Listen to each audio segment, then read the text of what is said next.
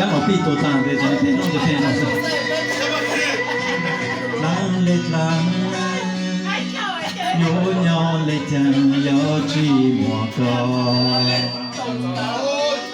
Lùm la tê lu lê lu ya chỉ mùa có. Tê cu yên chỉ sáng nhỏ. Là tê nhìn trong lệ cho. Mùa phụ dòng trong lệ có là tên anh đâu lệ giàu làm cha chỉ ta lên từ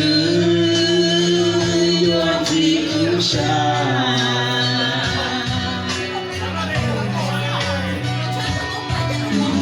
nhỏ chỉ tao yêu chỉ mong con nó chỉ ta cứ chỉ cháu mùa có nhỏ cứ chỉ có xa mùa có nhỏ xuống lục lại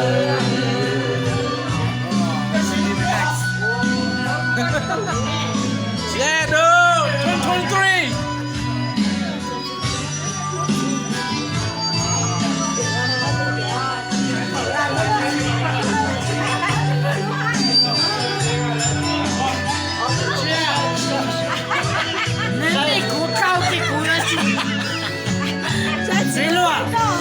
C'est loin. Các bạn nó chặt có mà luôn. Chú có ô kê chú kê ta rê. Chú kê giang lên giang có nhỏ ý xa. Chú cú ý xì tố tê.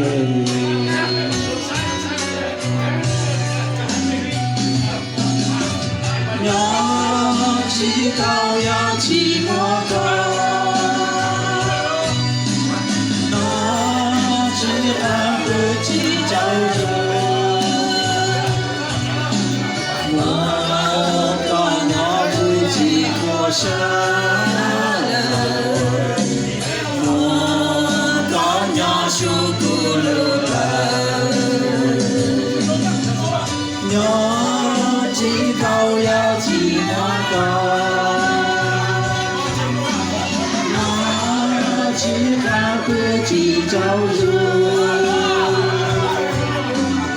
nó có nhỏ cũng chỉ có xa nó có nhỏ xuống lục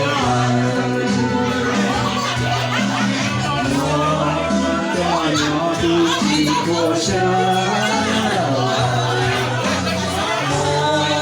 có nhỏ xuống lục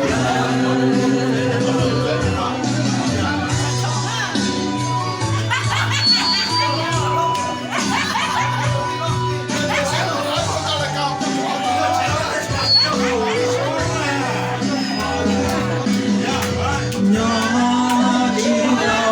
Ghiền Mì Gõ